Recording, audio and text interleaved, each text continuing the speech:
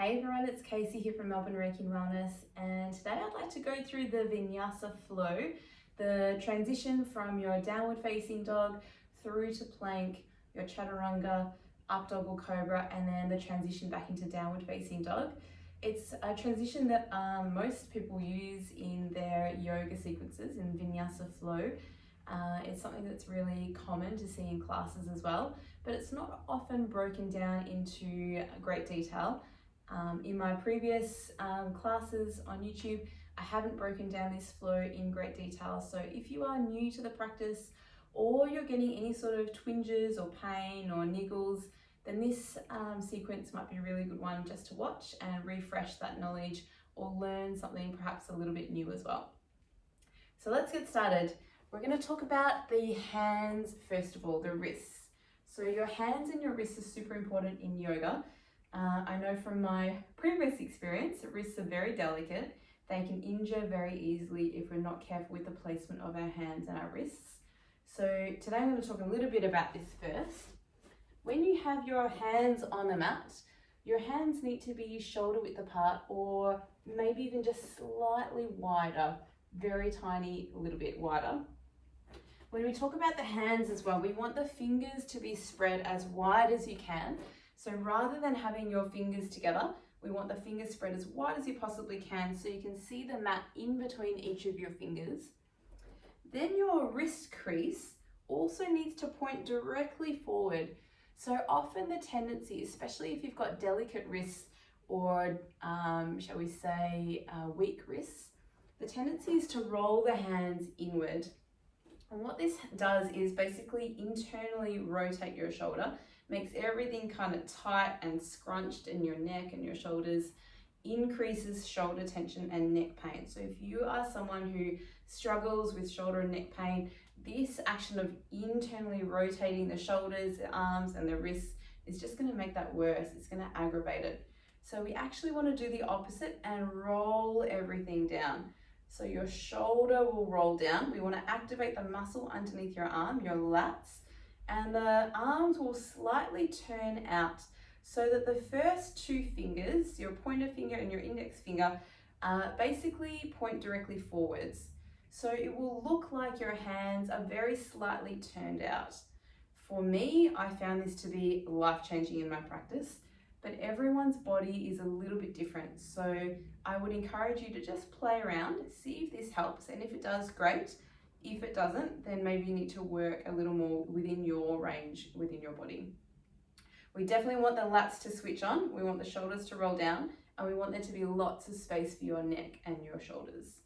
So in our, so that's anywhere that we have our hands on the floor. In saying that, when we are in down dog, it's a little bit different. So our hands still planted, shoulder width apart, hands still perhaps turned slightly out so that the wrist crease is parallel to the top of the mat. When we lift the hips into our down dog, we want our feet hip width apart, so roughly 2 fists in between the feet will suffice, and then spread the toes nice and wide. We want a little bend in the knees, so we don't ever want to lock out the knee joint.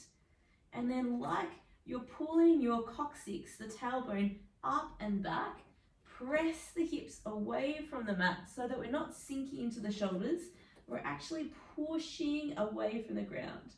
So it will feel like we're stretching our arms above our head. The shoulders will actually lift in our downward facing dog. We want that extension all the way through the spine and through the shoulders.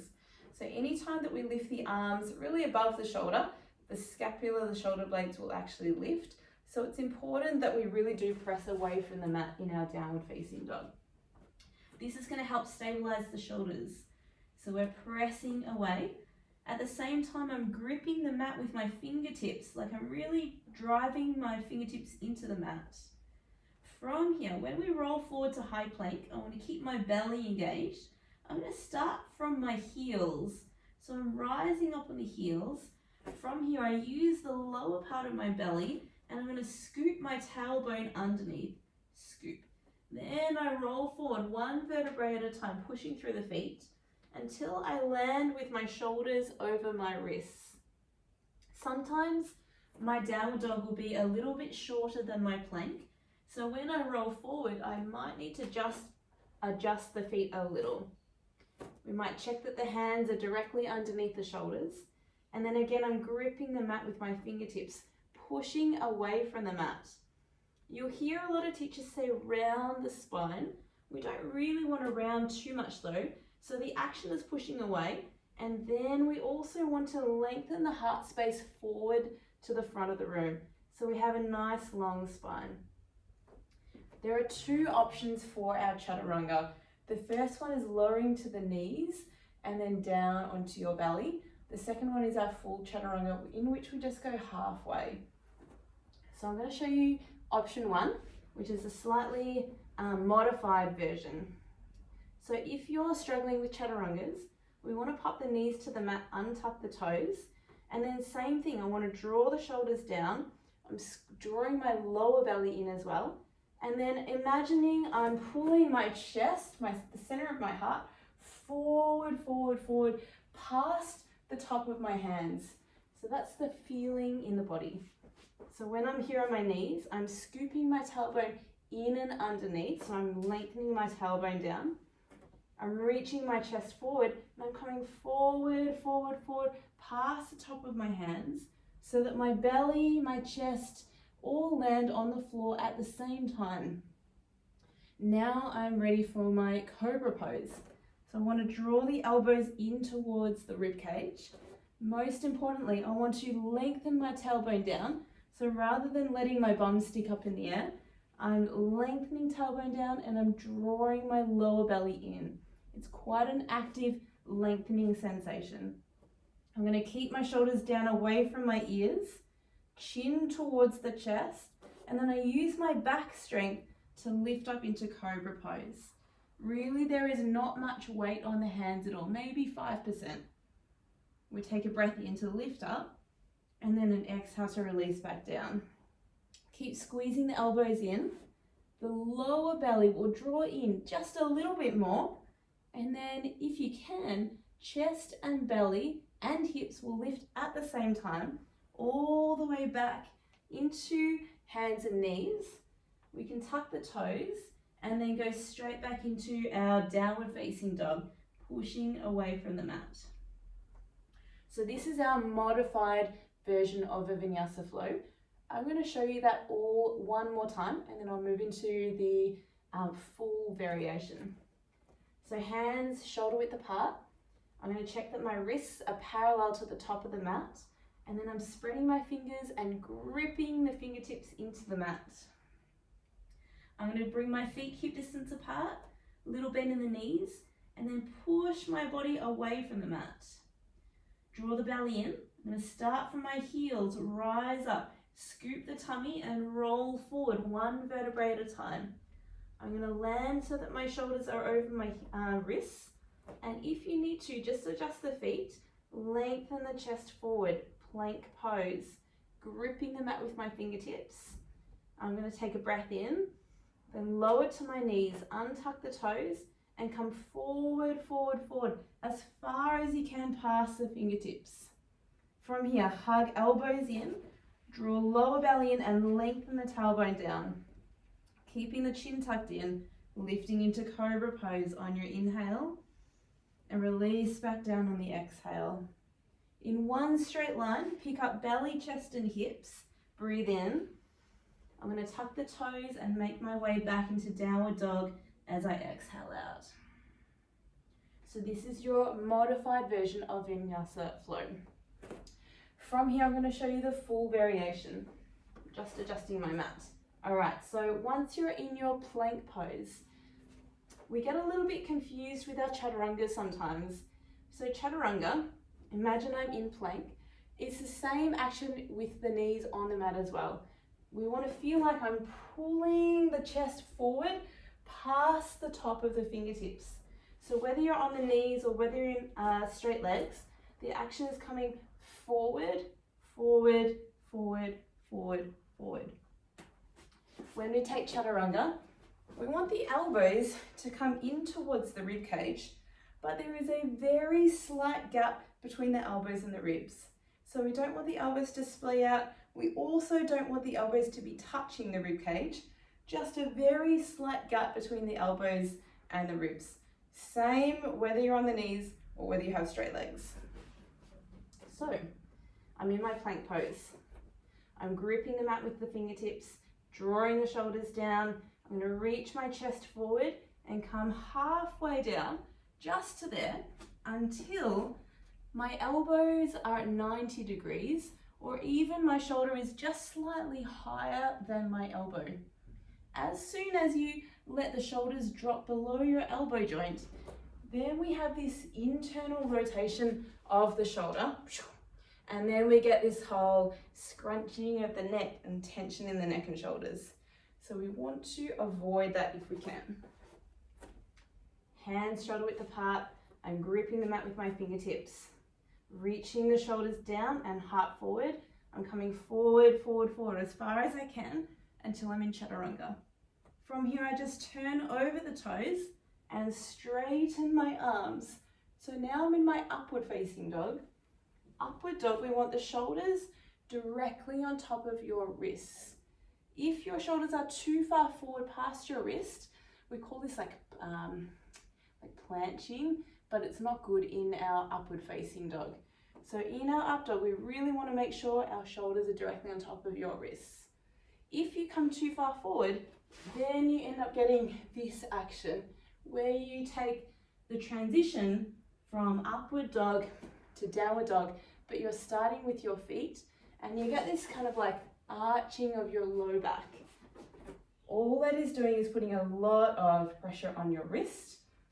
We're also most likely disengaging our core. So we're using our back and our wrists, which is really not good, just a little bit too much tension.